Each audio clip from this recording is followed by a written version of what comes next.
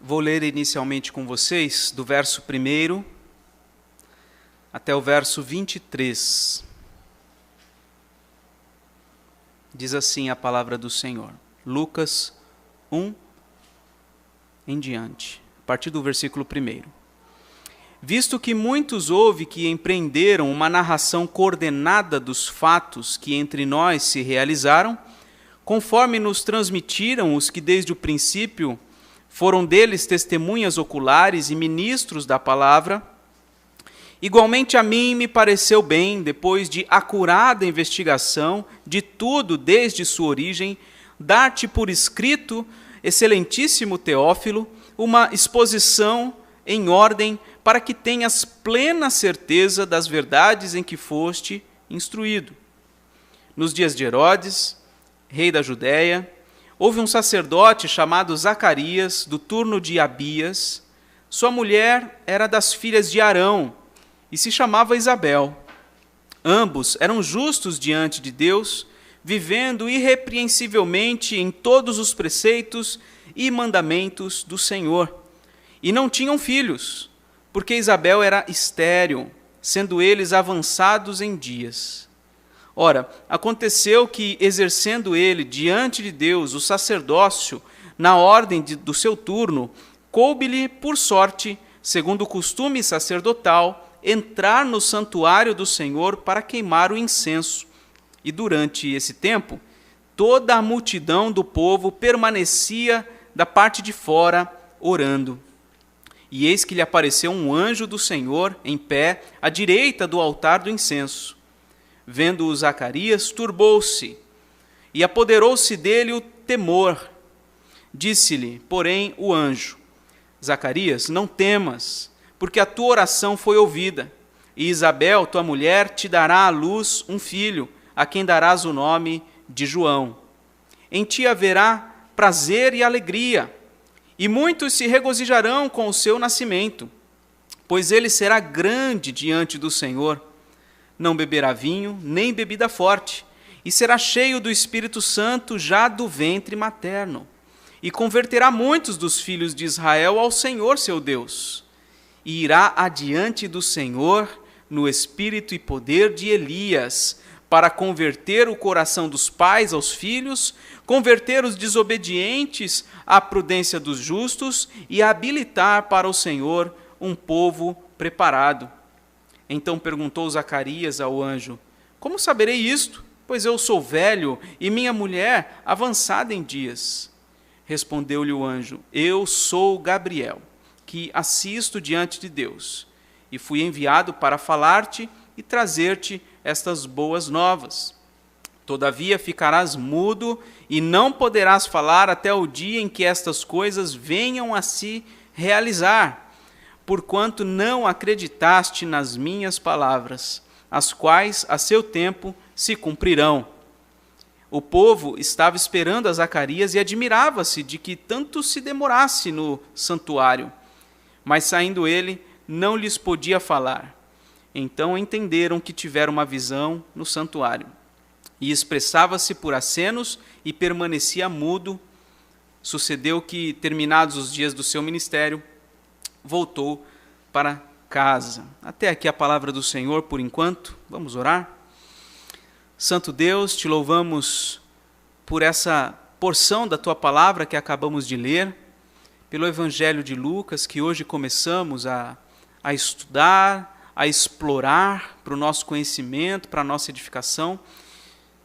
Que o Senhor, ó Deus, nos abençoe nessa hora, abrindo o nosso entendimento, abrindo o nosso coração, para que nós possamos, ó Deus, não só compreender, mas viver na prática a tua palavra. Termos uma fé, ó Deus, correta, uma fé bíblica que agrade ao Senhor. Ó Deus bendito, obrigado por essa oportunidade de mais uma vez estarmos em torno da tua palavra. Assim oramos, em nome de Jesus. Amém. A grande promessa vai se cumprir, é o tema dessa mensagem. Lucas escreve tanto esse livro que nós chamamos de Evangelho segundo Lucas, como também o livro que nós chamamos de Atos dos Apóstolos. Atos é a sequência de Lucas. Eles foram escritos pelo mesmo autor para serem realmente uma narrativa histórica sequencial. Ambos os livros foram endereçados a um homem chamado Teófilo, que significa amigo de Deus, como nós vimos aqui no versículo de número 3. Em Lucas, o Evangelho segundo Lucas, que é esse livro que nós acabamos de começar a ler e estudar, nós temos aqui um relato fiel e organizado dos fatos do Evangelho. Nós temos o nascimento de Jesus, o ministério público de Jesus, a narrativa da sua morte, da sua ressurreição, da sua ascensão. Temos tudo isso sendo narrado aqui em Lucas. E foi escrito no início da década de 60, então, pouquíssimas décadas após a realização desses fatos, né? Em Atos, que é o livro que vem depois de Lucas, nós temos um relato fiel e organizado dos fatos que sucederam à ascensão de Jesus. Nós vemos a descida do Espírito Santo, vemos como a igreja se expandiu a partir de Jerusalém até os confins da terra, pela pregação do Evangelho. Então é uma narrativa histórica. Lucas, de fato, não foi um apóstolo de Jesus, não foi uma testemunha ocular dos fatos relatados, e também não foi um dos seguidores iniciais de Jesus. Mas nem por isso a sua autoridade está enfraquecida, né? Nós vemos no início do livro que ele era um homem erudito, vemos aqui que ele fez acurada investigação, né? Um homem erudito que fez pesquisas, investigou a respeito desses fatos, ouviu as testemunhas oculares, como diz aqui no versículo 2, conforme nos transmitiram os que desde o princípio foram deles testemunhas oculares e ministros da palavra. Então ele ouviu essas pessoas, ele organizou isso e transcreveu essas coisas. E o apóstolo Paulo teve Lucas como seu companheiro em algumas das suas viagens. E o chamou, inclusive, de o médico amado, na carta aos Colossenses. Então, o fato dele ter sido médico já nos ajuda a entender por que esse livro, e também o livro de Atos, é tão rico em detalhes, né? Nós vemos nesses livros a capacidade investigativa do autor. E a autoridade de Lucas, de certa forma, se respalda também no contato que ele teve com o apóstolo Paulo, né? Certamente também com outros apóstolos. Nesse livro, nós podemos ver que Jesus é o Messias, prometido, que trouxe o reino de Deus. Ele procura mostrar isto, que Jesus, ele não era um homem qualquer, mas ele cumpre as promessas do Evangelho anunciado no Antigo Testamento, né? Ele então fala de Jesus como o Messias, que deu atenção especial a todo tipo de pessoas. Então, nesse Evangelho, a gente vê Jesus interagindo com pessoas de todas as classes sociais, dando atenção aos mais necessitados, inclusive. Nós vemos Jesus sendo descrito também como aquele que se dedicou à intimidade com o Pai por meio da oração. Esse é o Evangelho, o livro do Novo Testamento que mais vai falar sobre oração. Jesus é o protagonista, né? Ele é aquele que ele se dedica à intimidade com o Pai na oração. E Jesus é aquele que se moveu intencionalmente à cruz para realizar a obra de salvar os pecadores. Então, esse Evangelho também demonstra essa intencionalidade. Jesus não estava ali vivendo um dia de cada vez sem um planejamento, né? Ele tem intencionalidade em cada um dos seus passos. Nos 4 primeiros versículos que nós acabamos de ler, nós temos aqui o prefácio.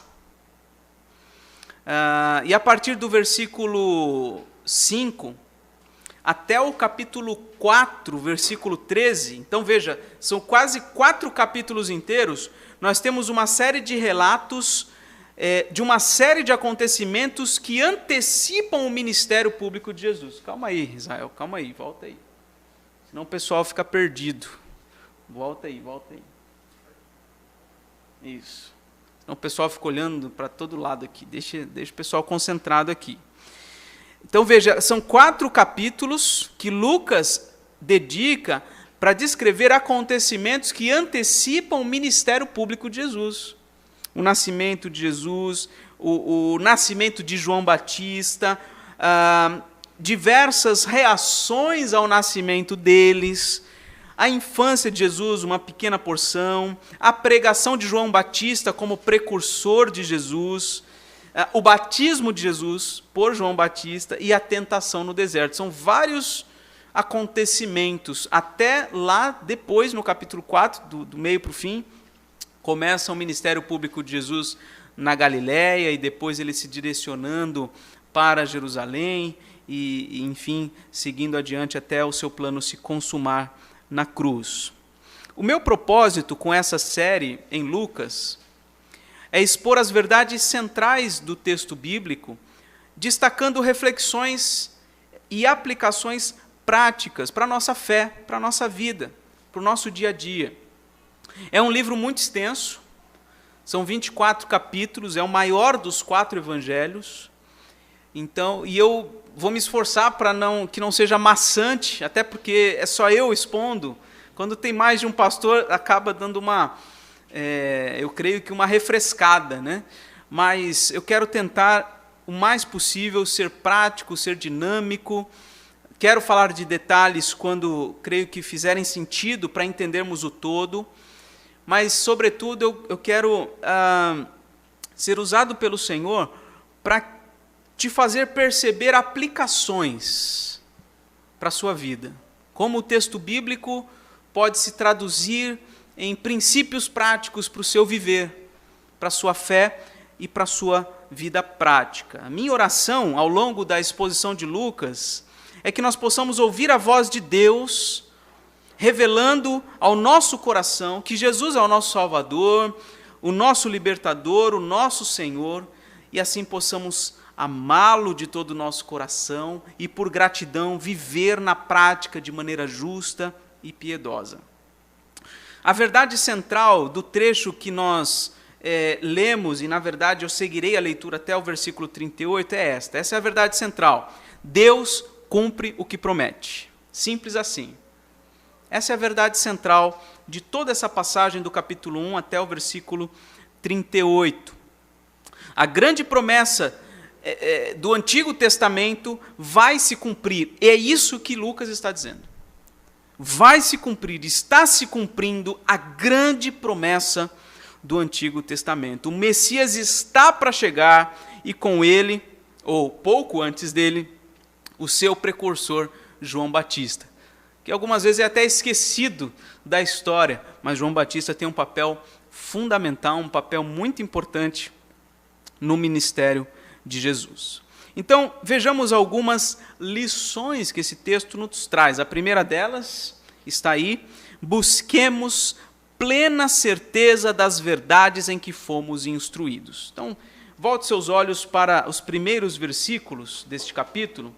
Veja que Lucas, ele diz que muitos empreenderam uma narração coordenada dos fatos, conforme nos transmitiram os que viram essas coisas, que foram testemunhas oculares, mas ele diz no versículo 3 que igualmente a mim pareceu bem, depois de acurada investigação de tudo desde sua origem, dar-te por escrito, ó excelentíssimo Teófilo, uma exposição em ordem. Então ele diz, olha, já muita gente já tentou, já descreveu esses fatos, mas depois de investigar, ele era um médico, ele era um erudito, depois de investigar ele percebeu a necessidade de fazer isto, então eis que estou agora te apresentando, Teófilo, essas verdades em ordem, bem explicadas, mas veja o objetivo, e é isso que eu quero te chamar a atenção no versículo 4, para que tenhas plena certeza das verdades em que foste instruído.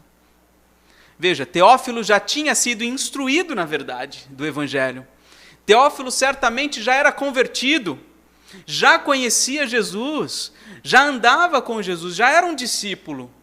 No entanto, Lucas fala, olha, eu estou te dando esse livro para que você tenha plena certeza das verdades, para que você não tenha dúvidas. E nós, cristãos, por mais tempo que tenhamos na igreja, nós somos cristãos de fato, quando cremos em Jesus Cristo, quando confiamos na sua graça, cremos no seu sacrifício por nós, mesmo depois de muito tempo de caminhada com Jesus, nós carecemos ter plena certeza das verdades que fomos instruídos. É importante que nós estudemos, que nós conheçamos minuciosamente a palavra de Deus. Então, nesse primeiro ponto, nessa primeira lição, eu gostaria de estimular a igreja a buscar essa plena certeza das verdades. Se há dúvida a respeito de detalhes, de coisas que você já ouviu e não sabe bem explicar, não sabe nem para si mesmo aquelas coisas, pare, leia as Escrituras com atenção, estude as Escrituras Sagradas, tenha vida de leitura da palavra de Deus e de estudo pessoal. Isso é muito importante para o nosso caminhar. Então, essa é a primeira lição que eu gostaria de destacar. A segunda lição, do versículo 5 ao versículo 7, é que, como Zacarias e Isabel, que nós vivamos irrepreensivelmente em todos os preceitos e mandamentos do Senhor. Veja que a história que Lucas começa a descrever não é a história de Jesus. É a história do nascimento de João Batista. Zacarias e Isabel, como a gente vai ler na sequência, são os pais de João Batista. Então, Lucas entendeu que eram ministérios relacionados. Havia uma dobradinha ali, né? E isso a gente já vê no próprio ministério dos profetas, dos homens do passado. Moisés e Josué, de certa forma, um depois do outro, caminharam juntos. Interessantemente, Josué, o nome Josué significa Jesus, que é Salvador. O Senhor é o Salvador. Nós vemos outra dobradinha também, Eliseu e Elias. Enfim, são marcas que o Senhor vai apontando. Um grande profeta sempre vem com alguém trazendo, alguém preparando o caminho dele. Então, nós temos aqui a história de João Batista. Mas o que eu quero destacar para a nossa vida como aplicação prática é o que está no versículo 6. Ambos eram justos diante de Deus, vivendo irrepreensivelmente todos os preceitos e mandamentos do Senhor.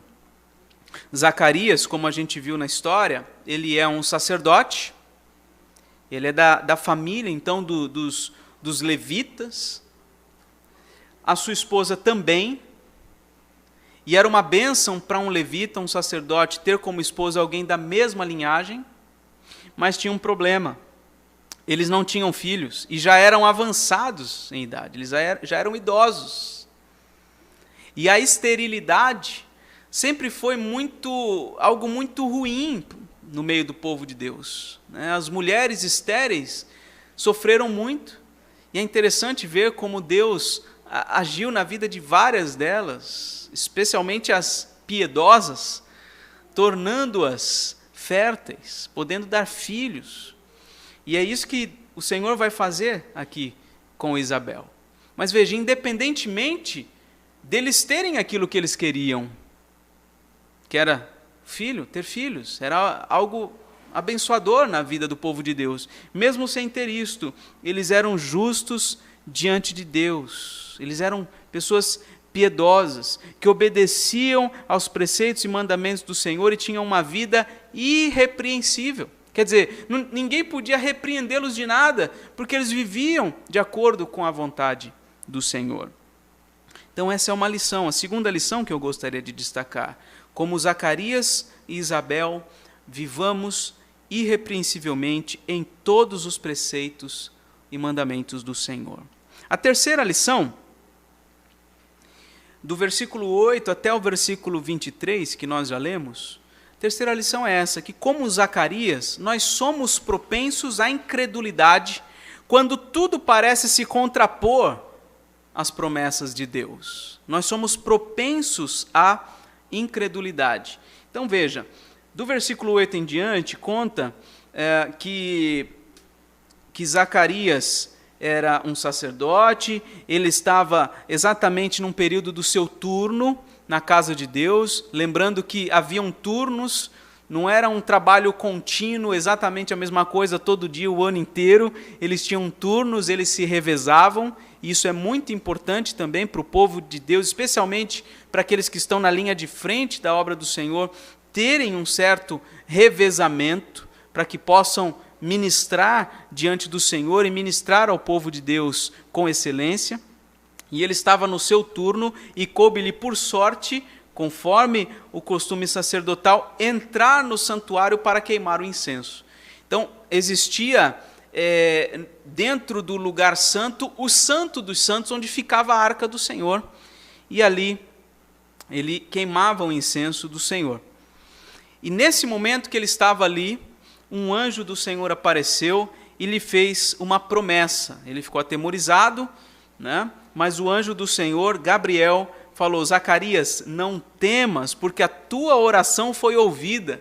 Ele, juntamente com a sua esposa, oravam, buscavam de Deus a resposta em relação a um filho. Eles queriam ter filhos, e veja, eles já eram idosos. Mas eles conheciam a história. Eles conheceram e colocaram em prática a história de Abraão e Sara, por exemplo, que depois de anos, mesmo idosa, Sara veio a ter filhos, e tantas outras mulheres, como Ana. Então, Zacarias ouve do anjo que a oração dele foi ouvida, e a mulher dele daria à luz um filho, a quem ele deveria dar o nome de João. E o anjo diz ainda, versículo 14, em ti haverá prazer e alegria, muitos se regozijarão com o seu nascimento, ele será grande diante do Senhor, não beberá vinho nem bebida forte, será cheio do Espírito Santo já do ventre materno. Veja só um detalhe, né? Que a salvação não precisa necessariamente acontecer na vida de adultos ou de crianças. No próprio ventre materno, o Espírito Santo já pode atuar, já pode agir, já pode regenerar. Então, desde o ventre materno, João seria um homem cheio do Espírito Santo, e ele seria instrumento do Senhor para converter muitos dos filhos de Israel ao Senhor. E o versículo 17 diz que ele vai ser o precursor. Ele vai adiante do Senhor no espírito e poder de Elias para fazer essa obra, preparar o caminho do Senhor, converter o coração dos pais aos filhos, converter os desobedientes à prudência dos justos e habilitar para o Senhor um povo preparado. Então veja que riqueza aqui de promessas maravilhosas que ele ouve do anjo. Mas nem mesmo ouvindo de um anjo, ele acreditou. Falou, não é possível, eu estou aqui, estou viajando aqui, não é possível que isso esteja acontecendo. E aí Zacarias fez uma pergunta, como é que eu vou saber disso? Porque eu sou velho, minha mulher já avançada em dias, quer dizer, embora ele cresce no poder de Deus e ele orasse pela realização do seu desejo de ter filhos, apesar dele crer nisso, o que sobressaiu no seu coração foi a realidade que ele via. Qual era a realidade? Ele, um homem idoso, sua esposa, uma mulher idosa, né? Ou seja, nada vai, não tem como isso acontecer. Então ele acaba, de certa forma, duvidando. E aí o Senhor lhe diz, ou melhor, Gabriel lhe diz que ele é um anjo do Senhor, que assiste diante do Senhor, foi enviado para trazer essas boas notícias, mas diz que ele ficaria mudo, não poderia falar até o dia em que ele visse essas coisas se realizando. E o versículo 20 é chave também para a gente entender todo esse processo, toda essa história, que tem a ver com promessa e cumprimento. Né? O versículo 20 diz, até o dia em que essas coisas venham a realizar, porquanto não acreditaste nas minhas palavras, as quais a seu tempo se cumprirão. Então, ele fica mudo, ele sai do santuário, ninguém, né, fica sabendo o que aconteceu, mas eles entendem que ele tinha tido uma visão, e ele então volta para casa depois dos seus dias de ministério. Então, a terceira lição que eu quero destacar é esta, que como Zacarias, nós somos propensos à incredulidade quando tudo parece se contrapor às promessas de Deus. Então, olhando para essa realidade que nós vivemos, de fato, nós nos desencorajamos, nós desanimamos, porque na realidade, diante dos nossos olhos, parece que é impossível, por exemplo, que o Senhor Jesus Cristo volte, como a Bíblia diz que ele vai voltar. Parece impossível que este mundo corrompido pelo pecado seja restaurado completamente e nós passaremos a habitar num novo céu e numa nova terra. Então, de fato, quando nossos olhos estão fixos tão somente nessas coisas que nós estamos visualizando, nós somos propensos à incredulidade. Nós precisamos admitir isso e buscar do Senhor. Senhor, eu creio, mas me ajuda na minha falta de fé. Você lembra dessa história de um homem que falou isso para Jesus? Senhor, eu creio, mas me ajuda na minha falta de fé. Muitas vezes somos nós. Nós cremos em Jesus, nós confiamos em Jesus. Mas parece que somos tardios em depositar completamente o nosso coração nessas verdades. E veja como a incredulidade é reprimida, a incredulidade não é bem aceita. A incredulidade, de fato, é um pecado, tanto é que o anjo fala, você vai ficar mudo. Se a incredulidade fosse algo sem muita importância, tudo bem, você não quer acreditar, mas você vai ver. Mas não, a incredulidade é pecado. Não crer no que temos revelado da parte de Deus na Escritura é pecado. Então, que a gente entenda que nós somos propensos a isso e busquemos acreditar de todo o nosso coração, ainda que os nossos olhos não vejam, ainda que a nossa razão não alcance a compreensão exaustiva de todas as promessas de Deus, ainda que nada faça completo sentido, nós precisamos crer na Bíblia, crer na história da palavra de Deus como única regra de fé e de prática.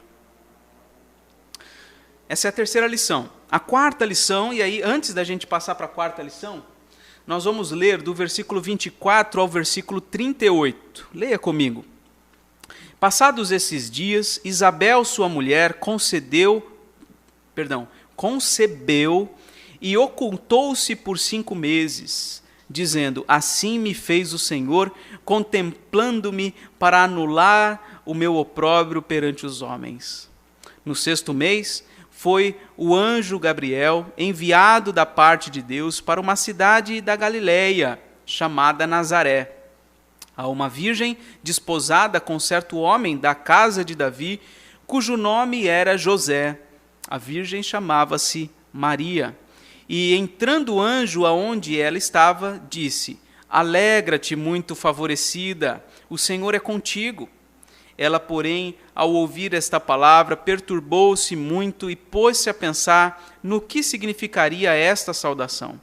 Mas o anjo lhe disse, Maria, não temas, porque achaste graça diante de Deus. Eis que conceberás e darás à luz um filho, a quem chamarás pelo nome de Jesus. Este será grande e será chamado Filho do Altíssimo. Deus, o Senhor, lhe dará o trono de Davi, seu pai. Ele reinará para sempre sobre a casa de Jacó, e o seu reinado não terá fim. Então disse Maria ao anjo, como será isto, pois não tenho relação com homem algum? Respondeu-lhe o anjo, descerá sobre ti o Espírito Santo, e o poder do Altíssimo te envolverá com a sua sombra. Por isso também o ente santo que há de nascer será chamado Filho de Deus. E Isabel, tua parenta, igualmente concebeu um filho na sua velhice, sendo este já o 6º mês para aquela que diziam ser estéril. Porque para Deus não haverá impossíveis em todas as suas promessas. Então disse Maria: aqui está a serva do Senhor, que se cumpra em mim conforme a tua palavra. E o anjo se ausentou dela. A quarta lição, que eu gostaria de destacar, com base nos versos 24 e 25, é esta: como fez Isabel, ou melhor, como fez com Isabel, Deus cumpre suas promessas contra todas as projeções humanas. Não interessa quais são as projeções políticas, econômicas, não interessa o que os homens dizem a respeito do mundo, a respeito da história, a respeito da sociedade. Não interessam as projeções humanas. Deus cumpre as suas promessas. Ele sempre fez isso. Leia a história bíblica e você vai ver.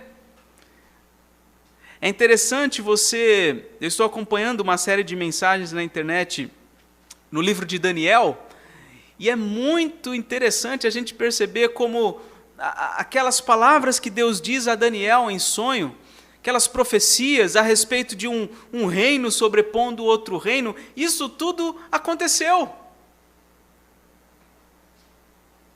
O reino assírio foi sobreposto por outro reino, o babilônico, se eu não estou enganado, o reino babilônico foi vencido por um outro reino e assim por diante. E de fato, o rei que reinará para sempre está ainda para chegar aqui nessa história, concretizando exatamente o que sempre foi dito.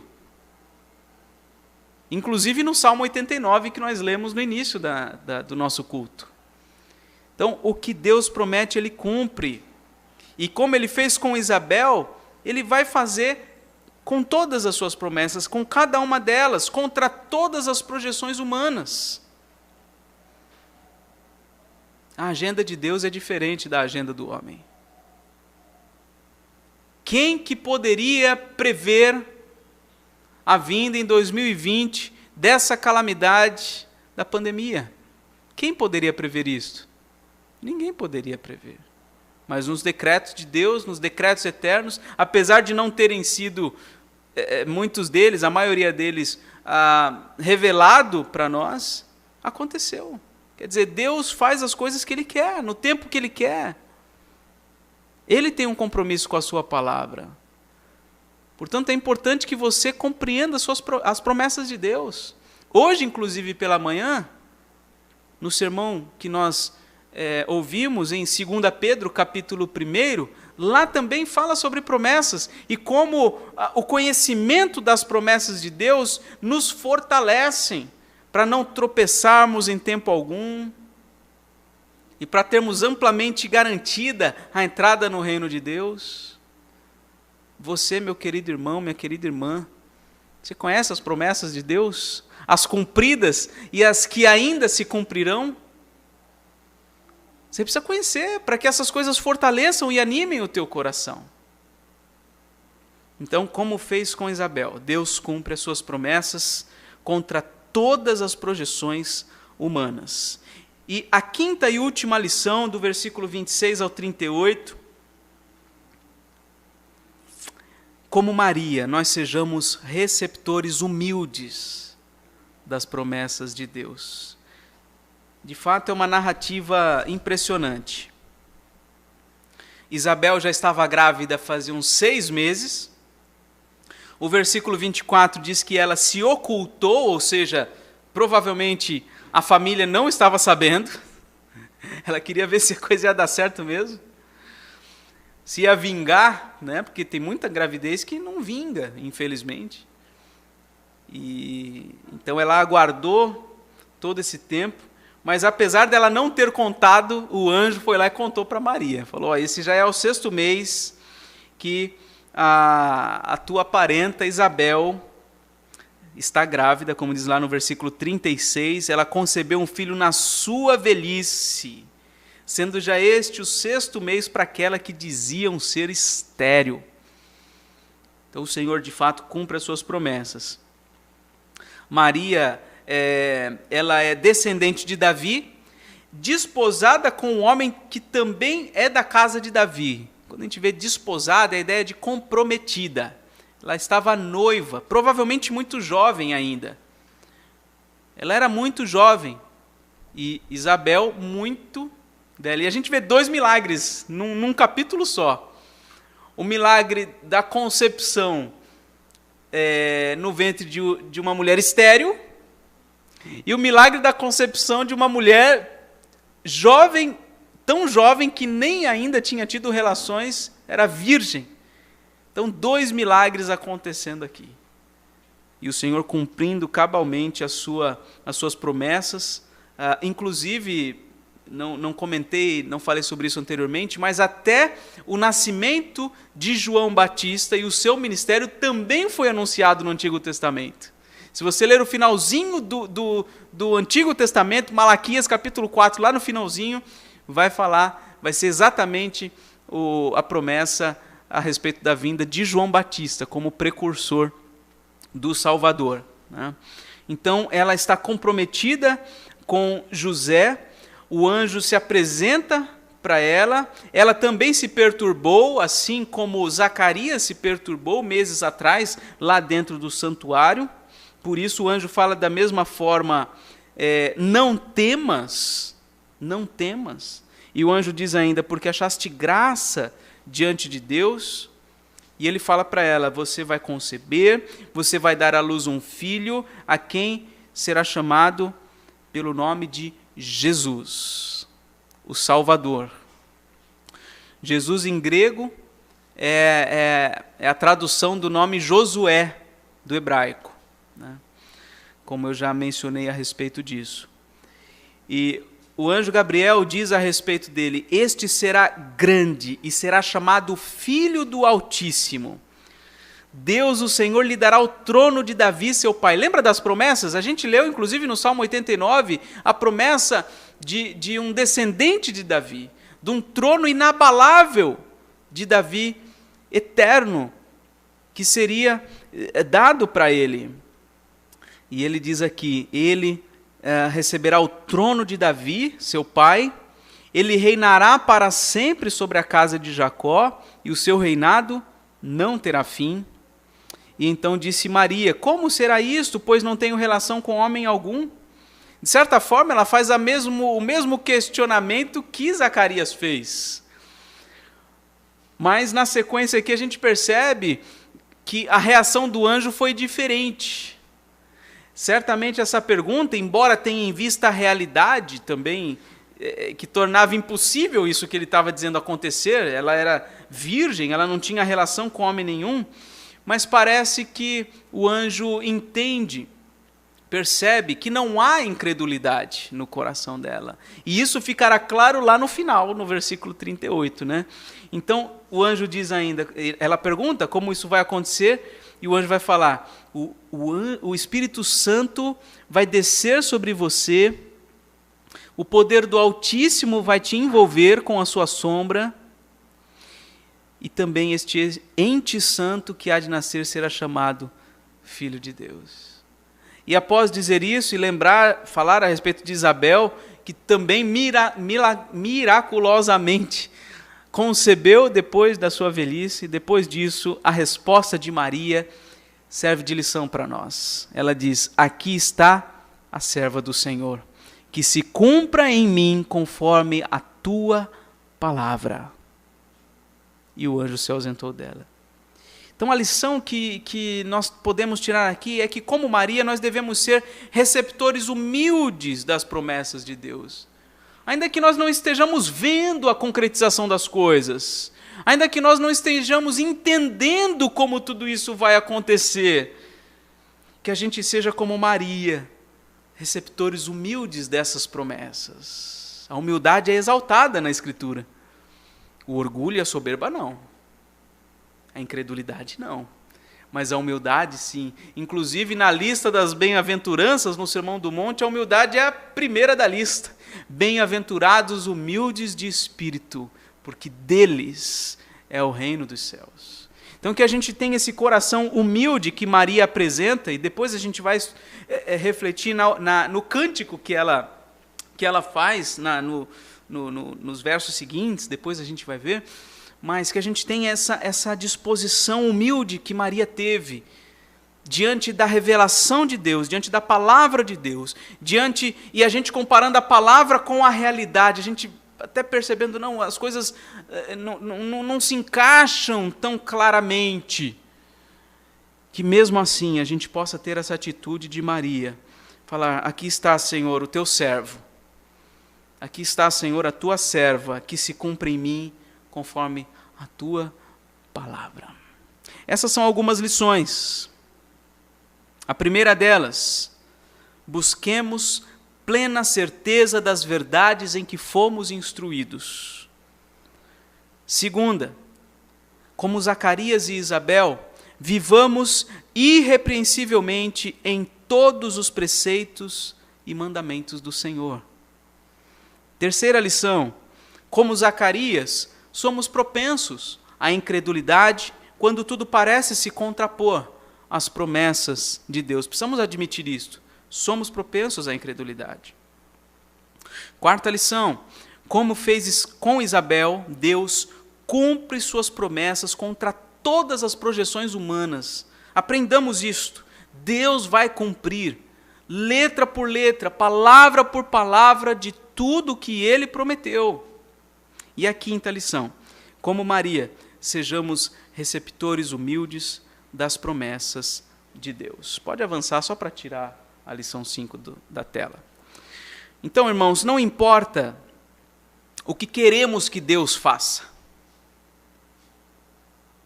Deus não liga a mínima para a tua vontade, para o teu desejo. Ele está atento a nós, é verdade, Ele cuida de nós como um pai, mas Ele não tem compromisso em fazer cumprir nenhum dos nossos desejos e vontades.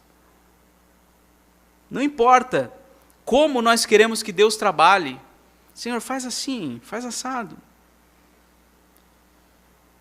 A gente quer colocar tempo para as coisas de Deus, a gente quer colocar metas, a gente quer colocar prazos, a gente quer colocar estratégias para Deus. Não. Não. Deus está livre de tudo isso. Deus não está a nosso serviço, é nós que estamos a seu serviço. Ele rege a história do mundo exatamente de acordo com as suas promessas. Não há nada fora do lugar. Na exposição de 2 Pedro, a gente vai ver, Pedro vai falar inclusive da vinda do Senhor, e ele vai alertar os irmãos, vai falar, olha, para o Senhor 1000 anos é como um dia. Não se preocupe, Ele vai cumprir exatamente tudo o que Ele prometeu. Ele rege a história de acordo com as promessas dEle. Ele não quer atender às nossas expectativas. Aquilo que Ele promete, Ele cumpre. E se Ele, para cumprir sua promessa, se Ele, para salvar pecadores, tornou fértil um casal de idosos, vários na história, mas estou me referindo a esse texto. Se Ele, para cumprir sua promessa, tornou fértil um casal de idosos, se Ele, para cumprir suas promessas, tornou grávida uma virgem, com certeza, nós podemos crer que Ele fará qualquer coisa para cumprir exatamente tudo o que Ele prometeu. E o que Ele prometeu não é o que você acha que Ele prometeu. O que Ele prometeu está aqui, na Escritura Sagrada. Eu tive um sonho, Deus prometeu que eu vou ser isso, vou ser aquilo. Já vi um monte de crente abandonando a fé por causa disso. Porque achou que o seu sonho era o sonho de Deus. Porque achou que a sua vontade era uma promessa de Deus. Não. Deus não tem compromisso em cumprir com os nossos desejos e vontades. Deus tem compromisso em cumprir a sua palavra. Então, que nós nos apeguemos a ela, como vimos na primeira lição. Que nós tenhamos plena certeza dessas coisas, aprendamos e esperemos estas coisas se cumprirem. na nossa vida e na história do mundo.